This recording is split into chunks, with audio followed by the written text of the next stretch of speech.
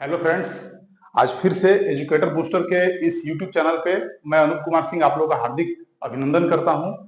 और भूगोल के अपने कक्षा को, ज्योग्राफी के अपने कक्षा को हम लोग आगे बढ़ाएंगे आज फिर से। तो पिछले सेशन में जैसे आप लोगों ने भूगोल में देखा था कि हम लोगों ने बात की थी अर्थ मोशन पे। ठीक है, अर्थ मोशन पे हम लोगों ने कई बातें की थी, जैसे कि अर्थ के दो महत्वपूर्ण मोशन होते हैं। एक होते हैं कि वह अपने धुरी पर घूमती है, अपने एक्सिस पे घूमती है, तो इसे कहते हैं घूर्णीय गति या इसे कहते हैं रोटेशनल मोशन। ठीक है। और दूसरा होता है कि अर्थ जो है वो सूर्य के चारों तरफ चक्कर लगाती है, रिवॉल्व करती है, तो इसे कहते हैं रेवोल्यूशन या इसे कहते हैं परिक्रमण गति या परिक्रमा करना। ठीक है। उसके बाद मैंने आप लोगों को साथ ही साथ ये भी बताया था कि एक प्रोग्रेड मोशन होता है और एक होता है रेट्रोग्रेड मोशन। तो मैंने बता दिया था कि प्रोग्रेड मोशन के बारे में मैंने बताया था कि मान लीजिए कि ये यहाँ पर अर्थ सेंटर में है और मून चारों तरफ इसके घूम रही है, इस तरीके से मून। तो मैंने बताया था कि मून और अर्थ ये दोनों के क्या है, सेम ही कक्षा में दोनों घूम रहे हैं, सेम दिशा में दोनों घूम रहे हैं। अर्थ पश्चिम से पूरब की ओर घूम रही है और मून भी सेम डायरेक्शन में ही घूम रही है, पश्चिम से पूरब में। तो इस तरह का मोशन जिसमें कि प्राइमरी पार्टिकल और सेकेंडरी पार्टिकल दोनों सेमी डायरेक्शन में घूमते हैं, तो इसे कहते हैं प्रोग्रेड मोशन। तो मैंने ये भी बताया था। यहाँ पर एक एग्जाम्पल आप लोग देख लीजिएगा, बहुत अच्छा बात है। ये एग्जाम्पल ये है कि जैसे हम लोग जब कोई सैटेलाइट लॉन्च करते हैं पृथ्वी की कक्षा में, अर्थ के ऑर्बिट में जब हम कोई सैटेलाइट लॉन्च करते हैं, तो उसमें क्या होता है, इस बात को ध्यान रखा जाता है कि उस सैटेलाइट को कहीं ना कहीं हम प्रोग्रेड मोशन के तहत ही उसको हम लॉन्च करते हैं। मतलब ऐसा लॉन्च करते हैं कि अर्थ के मूविंग डायरेक्शन में, अर्थ मतलब कि अपने धुरी पर, जैसे कि ये अर्थ है, तो अर्थ अपने धुरी पर पश्चिम से पूरब की ओर घूम रही है, तो हम इसके इस पश्चिम से पूरब के घूमने के डायरेक्शन में ही किसी भी कृत्रिम, ठीक है, आर्टिफिशियल या कृत्रिम उपग्रह को हम ऊपर भेजते हैं और अर्थ के ही मतलब कि कक्षा में, ऑर्बिट में पश्चिम से पूरब की ओर स्थापित करते हैं। तो इसे प्रोग्रेड मोशन में ही किसी भी कृत्रिम उपग्रह को स्थापित किया जाता है, क्योंकि जब कोई उपग्रह को प्रोग्रेड मोशन या सामान्य गति, ठीक है, या अनुगामी गति के तहत जब उसको हम फिक्स कर देते हैं पृथ्वी की कक्षा में, तो उसके लिए कम ऊर्जा या ईंधन की आवश्यकता पड़ती है और बहुत लंबे समय तक वो उपग्रह पृथ्वी के चारों तरफ घूम करके और हमें वहां के स्थिति के विषय में जानकारी प्रदान करता है या फिर वहां के पिक्चर या फोटो खींच करके हमारे तक प्रेषित करता है। तो इस तरीके से इस बात को आपको समझ लेना है, यही कारण है। उसके बाद फिर क्या है, हम लोगों ने ये सब बात करते हुए फिर हमने अर्थ के मोशन में हम लोगों ने दिन और रात कैसे होता है तो देखा था कि ये सन है। सन, तो सन से आने वाली जो प्रकाश की किरण है वो जब एक तरफ पड़ती है तो इधर हो जाता है डे और उसके अपोजिट डायरेक्शन में नाइट। तो इस चीजों को भी हम लोगों ने देख लिया था। उसके बाद हम लोगों ने और क्या देखा था, हमने देखा था कि जब अर्थ, ठीक है, ये जो सन है, सन के चारों तरफ जब अर्थ की मोशन होती है तो दो स्थितियां बनती है। एक, जब अर्थ और सन के बीच में दूरी जब कम हो, ये जब दूरी कम हो तो हम लोग इसे भी देखा था, उपसौर और अपसौर की अवस्था। तो जब दोनों के बीच में दूरी अधिक होती है, सूर्य और पृथ्वी के बीच में दूरी जब सर्वाधिक होती है तो इसे कहते हैं अपसौर। ये मैंने डिटेल में आपको बताया था, अपसौर। ठीक है, या इसे ही कहते हैं एपीहीलियन। क्या? एपीहीलियन। और जब दोनों पास होते हैं, सूर्य और पृथ्वी जब अपने नजदीकी अवस्था में होते हैं, अपने निकटतम अवस्था में होते हैं, तो इसे हम लोगों ने क्या कहा था, उपसौर। उपसौर, ठीक है, या इसे कहते हैं हम क्या, पेरी हेलियन। पेरी का मतलब क्या होता है, पेरी का मतलब होता है चारों तरफ, सराउंडिंग। ओके, इसका मतलब क्या होता है, चारों तरफ या सराउंडिंग, चारों तरफ, चारों तरफ, या इसी को कहते हैं सराउंडिंग। सराउंडिंग। और हीलियन का मतलब होता है सूर्य। ठीक है, हीलियन का मतलब होता है सूर्य। तब सूर्य के चारों तरफ देखिए, सूर्य के चारों तरफ का ही हिसाब किताब देख रहे हैं हम लोग। तो उपसौर है, पेरीहीलियन है। फिर इसी में मैंने बोला था कि यहीं पे मून की अवस्था आप देख लीजिए। तो मून की अवस्था जब हम लोगों ने देखा था तो मैंने बताया था कि देखिए यहाँ पर क्या है, ये अर्थ है सेंटर में और मून देखिए इस तरीके से है, ये मून की अवस्था है, ये मून की अवस्था होती है। और इसमें देखिए जब एक अवस्था ऐसा आएगा जब अर्थ और मून क्या होंगे, नजदीक होंगे, तो नजदीक की अवस्था को क्या कहते थे, उपभू।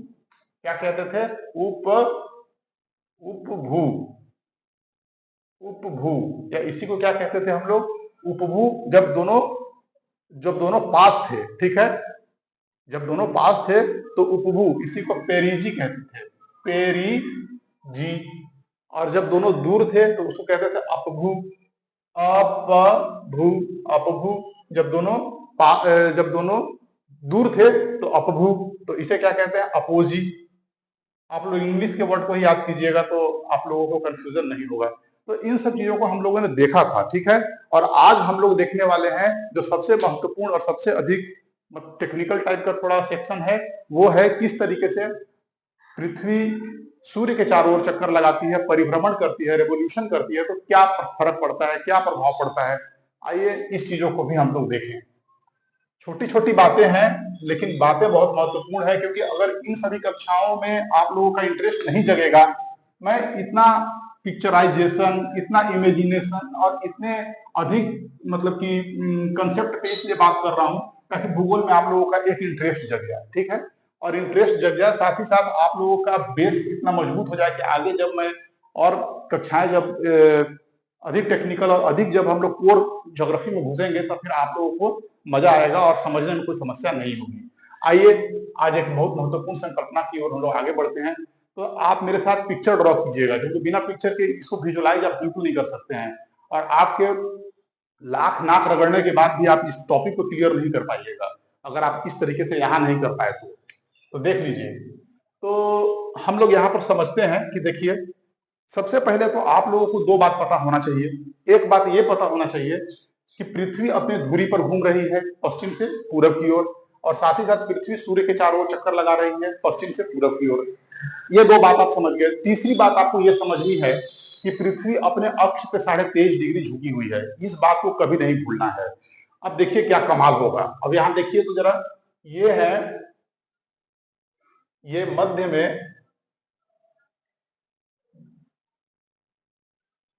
और जरा मैं बड़ा बना लूं, पिक्चर बनाने में कोई कंजूसी नहीं होनी चाहिए। ये सन, आप लोग मेरे साथ बनाइए, ये सन, ओके, सन। और सन के इधर हम लोग आते हैं तो ये अर्थ, एक अर्थ का सिचुएशन बनेगा यहां,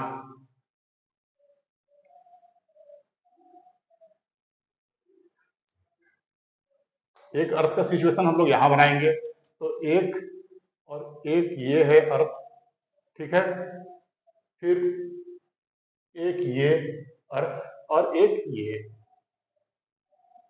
ठीक है। चार अर्थ, चार स्थितियां बनेंगी। अब आप लोग साथ साथ में ड्रॉ कीजिएगा। साथ साथ में ड्रॉ करने से क्या हो जाएगा ना कि आप लोगों से सही फिगर बनेगा, आप लोगों से गलत फिगर नहीं बनेगा। तो देखिए इस तरीके से देखिए, क्योंकि पृथ्वी 23.5 डिग्री झुकी हुई है तो हम लोग झुका करके बनाएंगे, ठीक है स्टूडेंट्स। तो आप लोग देखिए, तो झुका करके बनाइएगा आप लोग, क्योंकि झुका करके जब बनाएंगे तभी ये एक्चुअल फिगर कहलाएगा,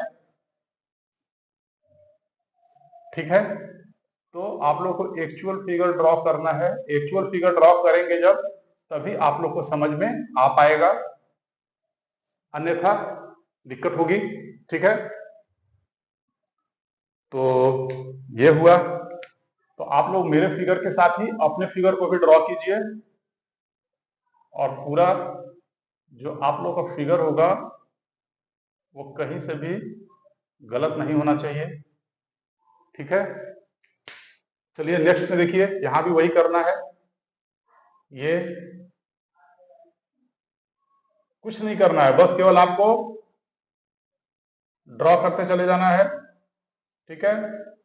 बहुत परफेक्शन की जरूरत नहीं होती है, क्योंकि यहाँ पर क्या है, ये एक स्कीमेटिक डायग्राम है जिसके थ्रू हम क्या करते हैं, हम लोग केवल बातों को समझने के लिए और चीजों को बिल्कुल विजुअलाइज कर ले हम कम समय में, तो इसके लिए हम लोगों को फिगर केवल ड्रॉ करना होता है, ठीक है ना। ये देखिए, ये सेंटर है और ये इस पॉइंट से इस पॉइंट, ये पॉइंट है, इसे हम जोड़ देते हैं ऐसे। इसी तरीके से हम लोग आगे भी बनाते चलेंगे, ठीक है। तो ये वाली भी स्थिति जो है लमसम आप लोगों को बना लेना है।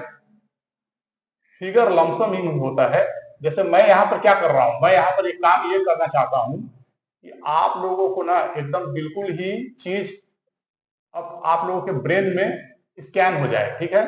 तो मैं उस स्कैनिंग को दिखाने के लिए ही यहाँ पर इस काम को कर रहा हूँ, और बिना फिगर के ये टॉपिक आपको क्लियर नहीं होगा। जब मैं फिगर बना दूंगा ना, तब आप देखिएगा क्या आप लोगों को क्या बात मैं समझाना चाहता हूँ और उस बात में कितनी गहराई छुपी हुई है।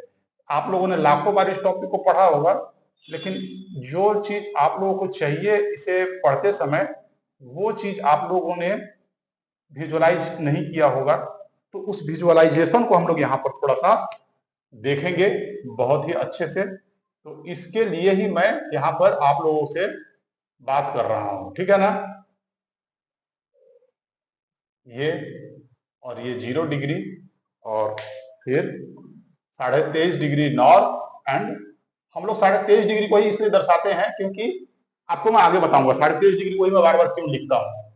चलिए अब देखिए, तो अब यहां पर देखना आप लोग को है कि जरा ध्यान से देखिए कि सूर्य यहाँ पर सेंटर में है और पृथ्वी चारों ओर घूम रही है, राइट। पृथ्वी चारों ओर घूम रही है।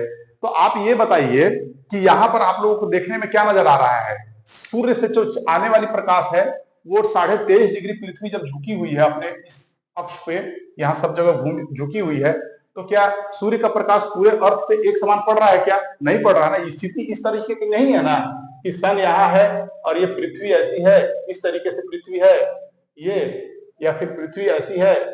देख लीजिए कि पृथ्वी ऐसी है तो ये सन का क्या लाइट सभी जगह एक समान पड़ रहा है, ऐसी तो नहीं है। सूर्य तो 23.5 डिग्री झुकी हुई है, तो जब ये झुक गई है सूर्य 23.5 डिग्री, तो देखिए कि सभी अक्षांशों पर, हम लोग अक्षांश और देशांतर पढ़ चुका है, सभी अक्षांशों पे एक समान सूर्य का प्रकाश नहीं पड़ेगा।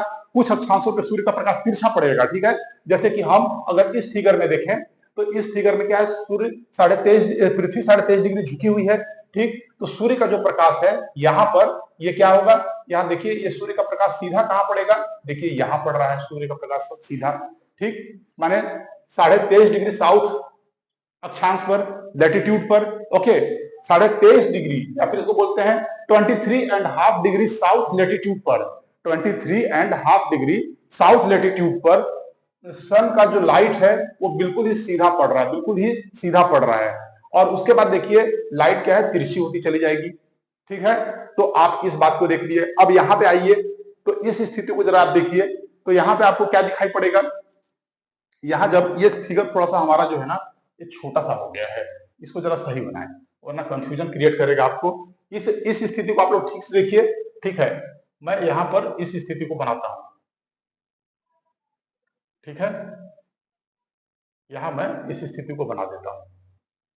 तो देखिए 0 डिग्री है, ठीक है, ओके। 0 डिग्री है। अब देखिए यहां पर 23.5 डिग्री नॉर्थ और ये 23.5 डिग्री साउथ। अब देखिए यहां, अब इसे देखते हैं हम लोग। तो जरा आप देखिए यहां पर कि सूर्य की जो प्रकाश है, सूर्य की जो रोशनी है वो देखिए सीधा कहां पड़ रहा है, तो सीधा ये आकर के 23.5 डिग्री नॉर्थ पे आ रहा है, ठीक है। आ रहा है ना, नॉर्थ पे आ रहा है। और तब देखिए क्या होगा, अब देखिए यहां आप ध्यान से देखिए, अब इस अवस्था को देखिए। तो जब ये वाली अवस्था आप देखते हैं कि सूर्य का प्रकाश क्या है 23.5 डिग्री दक्षिणी अक्षांश पे पड़ रहा है, दक्षिणी या फिर 23.5 डिग्री साउथ, साउथ क्या लैटिट्यूड पे पड़ रहा है, अक्षांश पे पड़ रहा है।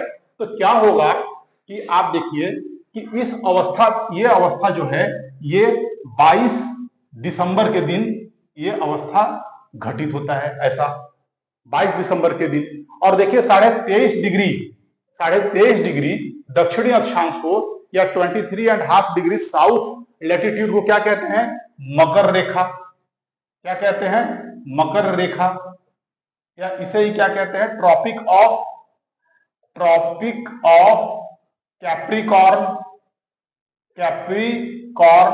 Tropic of Capricorn. तो देखिए जो सूर्य की किरण है वो सीधा मकर रेखा या ट्रॉपिक ऑफ कैप्रिकॉर्न पे चमक रही है।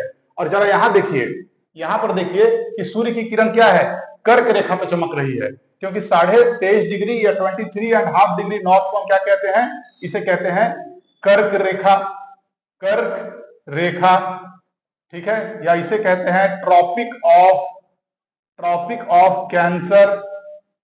ठीक है, तो देखिए तो सनलाइट क्या है, ट्रॉपिक ऑफ कैंसर पे डायरेक्ट फोकस है, डायरेक्ट चमक रहा है। ठीक है, तो ये जो स्थिति है ये कब होती है, तो देखिए ये वाली जो स्थिति है ना, ये 21 जून को होती है, 21 जून को होती है, और ये 22 दिसंबर को। अब जरा देखिए कि सन की लाइट कैप्रिकॉर्न पे है, देखिए देखिए जरा ध्यान से, कैप्रिकॉर्न पे है, तो क्या स्थिति होगा जरा देखिए। तो जैसे जैसे हम ऊपर की ओर, नॉर्थ की ओर शिफ्ट करेंगे, तो सन का लाइट क्या होगा, सन का लाइट तिरछा पड़ेगा। देखिए यहां से तिरछा, यहां से देखिए सन का लाइट तिरछा तिरछा, यहां से तिरछा सीधा नहीं पड़ेगा, तिरछा पड़ेगा। तो इसके वजह से क्या हो जाएगा, देखिए तो यहां पर इसके बाद जैसे ही आप ऊपर जाएंगे, तो यहाँ पे जो आपको दिखाई पड़ रहा है उत्तरी गोलार्ध, जिसको बोलते हैं नॉर्दर्न हेमिस्फीयर, मतलब कि जो हमारी अर्थ है, इक्वेटर जो है, विषुवत रेखा या इक्वेटर, इसे दो भाग में बांटती है। ऊपर वाले भाग को क्या कहते हैं, नॉर्दर्न हेमिस्फीयर, या इसे उत्तरी गोलार्ध कहते हैं, उत्तरी गोलार्ध। मतलब कि एक गोला का आधा हिस्सा, तो उत्तर का आधा हिस्सा उत्तरी गोलार्ध, दक्षिण का आधा हिस्सा दक्षिणी गोलार्ध। तो देखिए उत्तरी गोलार्ध में क्या होगा, सूर्य का प्रकाश तिरछा पड़ रहा है, इसीलिए उत्तरी गोलार्ध में क्या होगा, यहां पर ठंडी होगा, विंटर का सीजन होगा। ठीक है, होगा कि नहीं होगा ये बताइए। और ये ऐसे है, और इस ओर सूर्य का प्रकाश पड़ रहा है, तो ये क्या हो जाएगा, डे। ठीक है, और इस ओर क्या हो जाएगा, नाइट होगा। देखिए इस लाइन के तरफ इधर नाइट और इधर डे।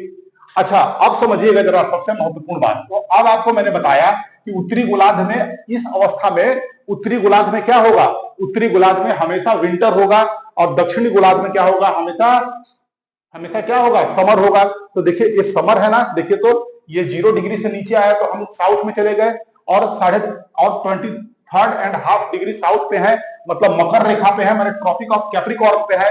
तो इस अवस्था में जब हम लोग दक्षिण गोलार्ध में जाएंगे, तो कौन सा समय होगा, समर का समय होगा। तो देखिए समर, तो मैं ये कहूं कि ऑस्ट्रेलिया में अगर समर है तो कोई गलत तो नहीं होगा, नहीं होगा ना, क्योंकि ऑस्ट्रेलिया आपको पता है ना, ऑस्ट्रेलिया से मकर रेखा होकर गुजरती है, ऑस्ट्रेलिया से ट्रॉपिक ऑफ कैप्रिकॉर्न होकर गुजरती है। मतलब कि मैं समझाने के लिए ये कह रहा हूं, ये ऑस्ट्रेलिया से देखिए ऐसे गुजरती है, यहाँ से 23.5 डिग्री, ठीक है, अक्षांश।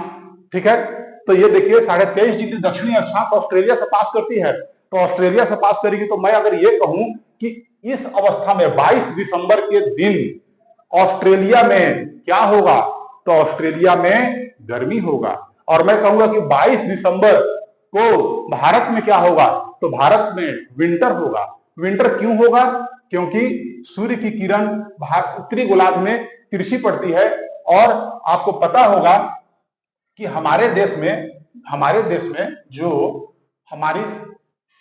जो ये हमारा भारत है, भारतीय उपमहाद्वीप, तो देखिए यहां से 23.5 डिग्री नॉर्थ से गुजरती है ये, 23.5 डिग्री नॉर्थ से गुजरती है ये। तो इसका मतलब कि भारत में क्या होगा, तो भारत में इस अवस्था में भारत में क्या होगा, भारत में होगा विंटर, और ऑस्ट्रेलिया में समर। देख लीजिए ध्यान से, क्यों समर होगा, क्योंकि सूर्य का प्रकाश सीधा और सीधा 23.5 डिग्री साउथ अक्षांश पर, 23.5 डिग्री दक्षिणी अक्षांश पर पड़ रहा है, और ये पड़ने की वजह से, ठीक है, यहां पर समर है। देखिए तो 23.5 डिग्री साउथ अक्षांश पर, ठीक है, लैटिट्यूड पर सूर्य का प्रकाश सीधा पड़ रहा है, तो ऑस्ट्रेलिया वहां स्थित है, तो ऑस्ट्रेलिया में समर होगा, मतलब दक्षिणी गोलार्ध में समर होगा, और उत्तरी गोलार्ध में विंटर होगा, तो इंडिया में विंटर होगा। ऐसे भी आप देखिए ना, अब 22 दिसंबर को, अब देखिए सितंबर चल रहा है, सितंबर खत्म होने वाला है, अक्टूबर नवंबर दिसंबर, तो 22 दिसंबर के दिन क्या हम लोग क्या फील करते हैं, फील कीजिए। देखिए इसको फीलिंग करने का चीज है, फील नहीं कर सकते आप, बिल्कुल आप छोड़ दीजिए, ये टॉपिक आपको समझ में नहीं आने वाला। तो 22 दिसंबर के दिन आप क्या फील करते हैं, तो 22 दिसंबर के दिन आपको स्वेटर पहनना पड़ता है कि आप बस केवल शर्ट पहन के घूमते हैं, स्वेटर पहनते हैं आप लगभग, तो मतलब कि ठंडी तो पड़ रही है ना, तो उत्तरी गोलार्ध में ठंडी पड़ रही है, आप ऐसे फील करो ना। इस तरह से फील करो। तो देखिए ये स्थिति है, ठीक है। उसके बाद फिर हम लोग आते हैं यहां पर, देखिए तो ये जो स्थिति है, अब इसके जस्ट इधर आकर के देखिए कि आप ये बताइए कि आपको गर्मी कब लगती है। मैं ये पूछ रहा हूं, बस बात खत्म। गर्मी कब लगती है? तो देखिए आपका जवाब ये आएगा कि लगभग मई, जून, जुलाई, इसमें हम लोग को गर्मी लगती है। लगती है कि नहीं? तो जब गर्मी हम लोग को लग रही है, इसका मतलब कि हम लोगों के पास में सूर्य का प्रकाश क्या है, बिल्कुल सीधा पड़ रहा है, तभी हम लोग को गर्मी लग रहा है, अन्यथा हम लोग को गर्मी नहीं लगती। तो सूर्य का प्रकाश जब सीधा हम लोगों पे पड़ रहा है तो हम लोग गर्मी की अनुभूति करते हैं। तो वो समय कब होगा? जून जुलाई के आसपास का वो समय होगा जब हम लोग को गर्मी लगेगा। तो देखिए यहां पर 21 जून का ये समय है, ठीक है। तो इस 21 जून के समय में क्या होता है, सूर्य का प्रकाश कर्क रेखा पर, ट्रॉपिक ऑफ कैंसर पे क्या है, बिल्कुल सीधी पड़ती है। देखिए बिल्कुल सीधी, और हम उत्तरी गोलार्ध में हैं, हम नॉर्दर्न हेमिस्फीयर में हैं, इसलिए हम लोगों को क्या लगता है, गर्मी। और देखिए उसी समय क्या होगा, साउदर्न हेमिस्फीयर में, दक्षिणी गोलार्ध में, या फिर 23.5 डिग्री साउथ के नीचे में क्या होगा, सूर्य की प्रकाश क्या है, तिरछी हो जाएगी। इसलिए विंटर का सीजन अब कहां हो जाएगा, विंटर का सीजन साउदर्न हेमिस्फीयर में, दक्षिणी गोलार्ध में। तो जस्ट एक जो आपने पढ़ा उसका उल्टा होगा ये, ठीक। जैसे कि 22 दिसंबर के दिन क्या था, उत्तरी गोलार्ध में क्या था, शीत, दक्षिणी गोलार्ध में क्या था, ग्रीष्म। तो जस्ट उल्टा 21 जून को क्या हो जाएगा, उत्तरी गोलार्ध में क्या हो जाएगा, ग्रीष्म, और दक्षिणी गोलार्ध में क्या हो जाएगा, शीत, जस्ट उसका उल्टा। तो देखिए ये जो स्थिति है इसको बोलते हैं, इसको बोलते हैं जून सोलेस्टिक। इसको क्या कहते हैं, जून सोलेस्टिक, ठीक है। जून सोलेस्टिक, जून सोलेस्टिक सब मैं समझाऊंगा। और इसे कहते हैं दिसंबर सोलेस्टिक, दिसंबर सोलिस्टिक, दिसंबर सोलिस्टिक, राइट। अब आइए इन दोनों को समझिए। तो इन दोनों को समझेंगे तो क्या होगा, देखिए यहां पे सूर्य का प्रकाश क्या है, बिल्कुल सीधा पड़ रहा है इक्वेटर पे, क्योंकि ये दोनों अवस्था कैसी है, देखिए ये है हमारी अर्थ, और मैं हूं मान लो सन कुछ समय के लिए। तो अर्थ क्या है, 23.5 डिग्री झुकी है, ये 23.5 डिग्री झुक गई। तो अर्थ जब घूम रही है तो देखिए ये हो गया नॉर्थ पोल और ये हो गया साउथ पोल। आप देखिए इस डेमोन्स्ट्रेशन को समझिए, इसके बिना तो कुछ होने वाला नहीं है। ये है नॉर्थ पोल, ये साउथ पोल, और ये बीच का भाग हो गया इक्वेटर। अब अर्थ 23.5 डिग्री झुक गई। अब झुकने के बाद जब ये मेरे चारों ओर, मतलब कि सन के चारों ओर चक्कर लगा रही है, तो एक स्थिति आएगी कि देखिए इसका जो दक्षिणी ध्रुव है वो सूर्य की तरफ है, मतलब कि मकर रेखा, ठीक है, 23.5 डिग्री दक्षिणी अक्षांश। तो मकर रेखा जब सामने पड़ेगा तो देखिए, तो दक्षिण की तरफ क्या होगा, ग्रीष्म ऋतु। और ऊपर देखिए यहां पर ये कहीं कर्क रेखा है, मतलब उत्तरी ध्रुव के पास। तो कितना दूर है मुझसे, सन से, तो क्या हो जाएगा वहां पर कौन सा स्थिति पड़ेगा, तो शीत, ठीक है। और उसके बाद फिर देखिए ये घूमते हुए जब ये सामने आता है तो देखिए, तो ये अवस्था जो दिखाई पड़ रही है, ये कैसी अवस्था होगी, यहां से जब घूमते हुए जब सामने आया तो देखिए इसका जो ये वाला हिस्सा है, बीच वाला हिस्सा, इक्वेटर का हिस्सा अब मुझसे सामने है या नहीं है। बिल्कुल ध्यान से देखिए ये स्थिति कैसी दिखाई दे रही है। ये स्थिति वह स्थिति है जिस स्थिति में ये जो बीच वाला हिस्सा, इक्वेटर का हिस्सा है, ये मुझसे सामने है, ठीक है। तो यही वाला स्थिति है ये वाली, ठीक है। ये जो स्थिति आपको दिखाई दे रही है, इसमें क्या है, इसमें बिल्कुल सामने इक्वेटर पे सूर्य का प्रकाश पड़ रहा है। फिर देखिए ये जो स्थिति है, अब इसके बाद ये घूमेगी, पृथ्वी ऐसे 23.5 डिग्री पे झुकी हुई है इस तरीके से, तो ये घूमते हुए ऐसे आएगी, ऐसे करते हुए, तो जब ऐसे आएगी तो ये ऐसे घूम जाएगी, ऐसे घूम जाएगी ये, ठीक है। पीछे हो जाएगा इसका हिस्सा, ये साउथ वाला जो पोल वाला हिस्सा है वो पीछे, और नॉर्थ वाला आगे आ जाएगा ऐसे। तो आगे आ जाएगा तो देखिए अब सूर्य कहां चमक रहा है, कर्क रेखा पे। तो 23.5 डिग्री क्या, नॉर्थ पे, ठीक है, कर्क रेखा पे सूर्य चमक रहा है। तो इसका मतलब क्या हो जाएगा, उत्तरी गोलार्ध में गर्मी का दिन, और दक्षिणी गोलार्ध जब दूर चला गया हमसे तो शीत का मौसम। और ये जब घूमते हुए ऐसे पीछे आएगी तो देखिए पीछे आने के बाद फिर स्थिति इसकी ऐसी हो जाएगी, मतलब सूर्य का प्रकाश बीच से बीचों बीच पड़ेगा। तो ये दोनों स्थिति, ये और ये, इसी दोनों की स्थिति को दिखाती है कि सूर्य का प्रकाश बीचों बीच पड़ती है, मतलब इक्वेटर पे पड़ती है, इक्वेटर, ठीक है। तो यहां पर इक्वेटर पे सूर्य का प्रकाश बीचों बीच पड़ रही है इन दोनों ही स्थिति में, इसीलिए इन दोनों स्थिति को क्या कहते हैं हम, ये स्थिति जो है वो 21 मार्च की स्थिति है, 21 मार्च, राइट। और ये वाली स्थिति क्या है, ये 23 सितंबर की स्थिति है, सितंबर की स्थिति है। और देखिए इन दोनों ही स्थिति को क्या कहते हैं, इक्विनॉक्स, ये इक्विनॉक्स है, ठीक है, या विषुव, इसे कहते हैं विषुव या इक्विनॉक्स।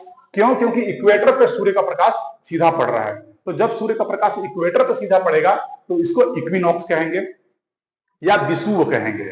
तो इन सभी चर्चा के दौरान आप लोगों को एक बात समझ में आ गया कि पृथ्वी सूर्य के चारों ओर जब घूम रही है तो इससे क्या होता है, इससे सीजन होता है, मौसम में परिवर्तन होता है, मतलब कि शीत, ग्रीष्म, ठीक है, उसके बाद बसंत, शरद। तो देखिए, तो जब ये स्थिति आएगी, 21 मार्च वाली स्थिति आएगी और दिन और रात बिल्कुल बराबर होंगे, माने 12 घंटे का दिन और 12 घंटे की रात, इस वाली स्थिति में, ठीक है। तो देखिए, जब शीत के बाद, ठीक है, मतलब कि ठंडी के बाद, जब उत्तरी गोलार्ध में ठंडी थी, तो उत्तरी गोलार्ध में ठंडी के बाद जैसे ही दिसंबर के बाद जनवरी, फरवरी और मार्च आएगा, तो ये मौसम क्या होगा, न तो ठंडी होगा और ना ही गर्मी। तो दोनों बराबर क्यों होंगे? तो देखिए, जब सूर्य या तो कर्क रेखा पे हो या मकर रेखा पे हो, तभी शीत या क्या बोलते हैं ग्रीष्म काल आएगा। लेकिन जब सूर्य का प्रकाश सभी जगह समान हो जाए या विषुवत रेखा पे पड़े, सभी जगह समान रूप से वितरित हो, तो 12 घंटे का दिन और 12 घंटे का रात होता है। और ये दोनों स्थिति उसी को दर्शाती है, मतलब कि ये दोनों स्थिति क्या है, इक्विनॉक्स की स्थिति है, जहां सूर्य विषुवत रेखा पे चमक रही है और 12 घंटे का दिन और 12 घंटे की रात होती है। तो इसे कहते हैं विषुव या इक्विनॉक्स। तो इसमें देखिए दो बातें समझनी है कि शीत के बाद, ठीक है, जब 21 मार्च वाला समय आता है तो इसे कहते हैं स्प्रिंग। क्या कहते हैं? स्प्रिंग। इस अवस्था को क्या कहते हैं हम? स्प्रिंग। स्प्रिंग या इसी को क्या कहते हैं? बसंत, ठीक है, या इसी को क्या कहते हैं? बसंत। तो इसे आप लोगों को ध्यान में रखना है, इसे बसंत कहते हैं या स्प्रिंग कहते हैं, ठीक है। उसके बाद फिर देखिए, उसके बाद फिर क्या होता है, यहां पर देख लीजिए, यहाँ पे ग्रीष्म काल का समय आ जाता है और ग्रीष्म काल के बाद फिर जब हम ऐसे बढ़ते हैं आगे, तब फिर देखिए ग्रीष्म काल के बाद 23 सितंबर के दिन फिर वही समय आता है जब दिन और रात बराबर होते हैं। तो इसे कहते हैं हम क्या? ऑटम। क्या कहते हैं इसे हम? ऑटम। AUTUMN, autumn. या फिर इसे ही कहते हैं क्या? शरद। शरद, ठीक है, इसे ऑटम कहते हैं या फिर इसे क्या कहते हैं? शरद, ठीक है। और इसके बाद फिर क्या होता है? इसके बाद की जो समय होती है वो फिर शीत आ जाती है। तो कहने का मतलब है कि जब उत्तरी गोलार्ध में स्प्रिंग पड़ेगा तो उसी समय जस्ट जब उत्तरी गोलार्ध में स्प्रिंग है, ठीक है, मतलब कि भारत में जब स्प्रिंग होगा, मान लीजिए, तो भारत में जब स्प्रिंग है तो फिर क्या होगा? ऑस्ट्रेलिया में या फिर दक्षिणी गोलार्ध में क्या होगा? उसी समय ऑटम होगा या शरद होगा, है ना, क्योंकि पृथ्वी पे सभी जगह सूर्य का प्रकाश समान पड़ रहा है। तो उत्तरी गोलार्ध और दक्षिण गोलार्ध दोनों में ही तो मतलब कि इसी एक ही तरह का ही मतलब कि मौसम होगा। तो एक तरह का मौसम होगा, लेकिन एक ही तरह की विशेषताएं होंगी। बिल्कुल टेम्परेचर जैसा यहाँ पे है उत्तरी गोलार्ध में, वैसा ही टेम्परेचर अभी दक्षिणी गोलार्ध में भी होगा। जैसी हवाएं यहाँ चल रही है वैसी हवाएं यहाँ भी चलेंगी, ठीक है। जितना जलवाष्प की मात्रा जलवायु मतलब कि हवा में है उत्तरी गोलार्ध में, उतना ही दक्षिण गोलार्ध में होगा। जितना हवा का टेम्परेचर उत्तरी गोलार्ध में है उतना ही दक्षिण गोलार्ध में होगा। बिल्कुल मौसम एक जैसा होगा। आप अनुमान लगाइए कि क्या जब मार्च या अप्रैल के समय का जो मौसम होता है, क्या सितंबर और अक्टूबर में वैसा ही मौसम नहीं होता है क्या? गर्मी कम लगता है, ठीक है, लगता है कि थोड़ा ठंडा भी लग रहा है। तो इस तरह का दोनों ही मौसम हम फील करते हैं। तो ये दोनों ही गोलार्ध में हो रहा है। लेकिन होता क्या है कि ठंडी के बाद जब मतलब कि ये जो अवस्था आएगा उसे स्प्रिंग कहते हैं। ठंडी के बाद अवस्था आएगा तो स्प्रिंग, और जब गर्मी के बाद हम फील करेंगे बिल्कुल ऐसा ही, तो वो आ जाएगा क्या? ऑटम या फिर शरद। तो ये देखना है। तो जब उत्तरी गोलार्ध में स्प्रिंग होगा तो उसी समय दक्षिण गोलार्ध में ऑटम होगा, शरद होगा। और जब दक्षिण गोलार्ध में स्प्रिंग होगा तो उस समय उत्तरी गोलार्ध में ऑटम होगा। जैसे कि हम लोग अभी सितंबर का समय आने वाला है, तो 23 सितंबर के दिन हमारे यहाँ, ठीक है, हमारे यहाँ मतलब कि भारत में या उत्तरी गोलार्ध में ऑटम होगा। ऑटम। और ऑस्ट्रेलिया में या दक्षिण गोलार्ध में स्प्रिंग होगा। क्यों? क्योंकि ऑस्ट्रेलिया वाले अभी ठंडी का समय बिता रहे हैं और ठंडी के बाद ऐसी अवस्था आएगी जब तापमान कम हो जाएगा और गर्मी भी ज्यादा नहीं लग रहा है, ठंडी भी ज्यादा नहीं लग रहा है, तापमान बिल्कुल समान होगा, ठीक है, 12 घंटे का दिन और 12 घंटे की रात होगी। तो ऑस्ट्रेलिया वाले अभी क्या मनाने वाले हैं? ऑस्ट्रेलिया वाले स्प्रिंग मनाने वाले हैं। बसंत मनाने वाले हैं, और उत्तरी गोलार्ध के लोग क्या मनाएंगे, ऑटम मनाएंगे, शरद मनाएंगे। तो ये बात मुझे लग रहा है कि आप लोग पूरी तरीके से समझ गए होंगे। अब हम लोग को लिखना है, ठीक है, तो हम लोग लिखेंगे अब। तो एक चीज और मैं आप लोगों को दिखा दूं, इस पूरे अवस्था को दिखाता हूं। एक कहीं कहीं किताब में आप पढ़े होंगे कि सूर्य का उत्तरायण गति और दक्षिणायन गति। देखिए, सूर्य की कोई गति अभी फिलहाल आपको यहाँ पर एक बात समझना है कि उत्तरायण और दक्षिणायन एक मतलब कि भ्रामक गति है, ठीक है। भ्रामक गति इसलिए है कि गति सूर्य कर रहा है, पृथ्वी के द्वारा हो रही है। पृथ्वी सूर्य के चारों तरफ क्या है, चक्कर लगा रही है, परिक्रमा कर रही है। तो इस परिक्रमा की वजह से क्या होता है कि हमको ऐसा लगता है कि सूर्य अब कर्क रेखा पे है, फिर लगता है कि सूर्य मकर रेखा पे है। मतलब कि जो बनने वाला है, जो फिगर, वो देखना है आपको। यहाँ पे मैं ये कह रहा हूं कि ये देखिए आप, ये अद्भुत पृथ्वी है 0 डिग्री, ये क्या है 23.5 डिग्री नॉर्थ, ठीक है, और ये क्या है 23.5 डिग्री साउथ। ये क्या है ट्रॉपिक ऑफ कैंसर, और ये ट्रॉपिक ऑफ कैप्रिकॉर्न, मैंने कई बार कह दिया। अब देखिए क्या होगा, ये सन का स्थिति यहां है, सन, फिर देखिए सन। आप देखिए मैंने कई बार कहा है, पृथ्वी जब घूम रही है तो उस घूमने की वजह से ही सन की स्थिति आपको बदलती हुई दिख रही है, और सन का ऐसे मूवमेंट बिल्कुल भी नहीं है ना। ये सन, तो देखिए ये है। तो देखिए जब सन ऊपर, जब सन मान लीजिए इक्वेटर पे है, ठीक है, इक्वेटर पे जब सन है तो दो स्थिति बनेगी। पहली स्थिति मैंने बता दिया 21 मार्च की स्थिति, तो यहां लिखिए 21 मार्च, ठीक है। अब देखिए 21 मार्च, अब 21 मार्च के बाद क्या होगा, आप गिनिए, अप्रैल, मई, जून। तो जून पे सूर्य का क्या स्थिति होगा, देखिए यहां के बाद सन क्या स्थिति क्या होगा, ऊपर की ओर मूवमेंट होगा इस तरीके से, ठीक है। तो यहां पर क्या हो जाएगा 21 जून, 21 जून, ठीक है, 21 जून। उसके बाद फिर क्या है, देखिए फिर सन एक बार फिर से इक्वेटर पे, माने कि सूर्य की स्थिति 2 बार इक्वेटर पे आएगी, एक बार यहां से जाते समय, एक बार आते समय। तो आते समय जब स्थिति आएगी तो फिर देखिए जून के बाद जुलाई, अगस्त, सितंबर, तो 23 सितंबर, 23 सितंबर। तो दो बार सूर्य इक्वेटर पे बिल्कुल लंबवत है, बिल्कुल सीध में है इक्वेटर पे 2 बार, ओके।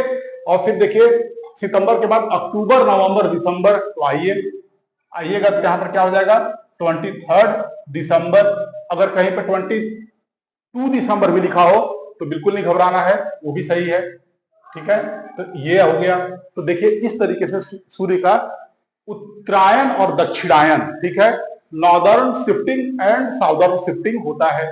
तो इस बात को आप थोड़ा सा देखिए, विजुअलाइज कीजिए, ठीक है।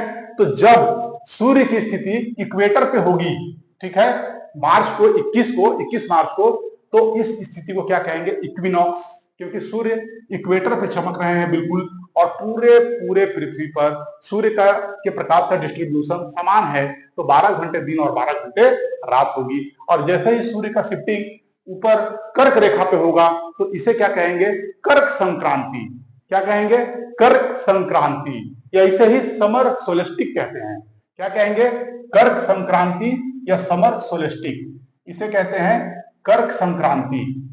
मैं कहा लिखूं, यहां लिख देता हूं मैं, कर्क, इसे कहते हैं कर्क संक्रांति, या इसे ही कहते हैं समर सोलेस्टिक। क्या, समर सोलेस्टिक, SUMMER, समर सोलेस्टिक, समर सोलेस्टिक। जिसको जैसा आसान लगे वो यहां से देख सकता है। और जब सूर्य दक्षिणी मतलब कि दक्षिण की ओर मूवमेंट करके, ठीक है, मकर रेखा पे आते हैं तो इसे कहते हैं मकर संक्रांति। बनाते हैं ना आप लोग, मकर संक्रांति, इसे कहते हैं मकर संक्रांति, या इसे ही कहा जाता है कैप्रिकॉर्न सोलेस्टिक। क्या, कैप्रिकॉर्न सोलेस्टिक, कैप्रिकॉर्न सोलेस्टिक, कैप्रिकॉर्न सोलेस्टिक। थोड़ा छोटा लिखा हुआ है, मैंने कई बार एक ही चीज को लिख दिया है, इसलिए आप लोग समझिए। और मैं कह भी तो रहा हूं ना, साथ साथ आप नोट भी कीजिए। तो ये पूरी स्थिति और पूरी दशाओं को आप लोगों ने देखा है। अब चलिए मैं इन चीजों को लिखवा देता हूं, ठीक है। तो अब नोट करने का समय है, तो अब नोट करेंगे हम। तो मैं मिटाऊंगा, बिना मिटाए तो जानते हैं कि आप लोग यहाँ पे संभव नहीं है, ठीक है ना। तो अब देख लीजिए एक चीज और, कुछ लोगों को यह समझ में नहीं आता है कि ध्रुव पर 6 महीने का दिन और रात कैसे हो जाता है। ध्रुवों पर 6 महीने की दिन और रात कैसे हो जाती है, कुछ लोगों को यह बात समझ में बिल्कुल नहीं आता है। तो देखिए, जब सूर्य का प्रकाश दक्षिणी ध्रुव पर, सूर्य का प्रकाश मकर रेखा पे जब सीधी पड़ रही है, तो उस वक्त की स्थिति देखिए कि ये बिंदु और ये बिंदु, देखिए पृथ्वी अपने धुरी पे घूम रही है। देखिए ये पृथ्वी जो है, ये मैंने फिगर गलत बना दिया, ये फिगर ऐसे होगा, ऐसे पृथ्वी अपने धुरी पे घूम रही है, बिल्कुल पश्चिम से पूरब की ओर। देख लीजिए ध्यान से, लट्टू की तरह घूम रही है।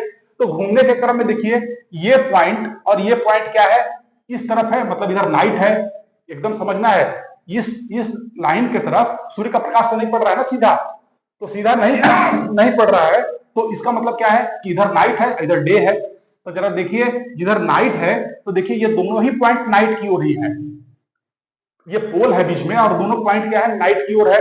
तो ये घूम के, ये पॉइंट घूम के फिर यहाँ आएगा और ये पॉइंट घूम के फिर यहाँ जाएगा। तो ये दोनों पॉइंट इंटरचेंज होते रहेंगे, परिवर्तित होते रहेंगे, लेकिन रहेंगे नाइट की तरफ ही।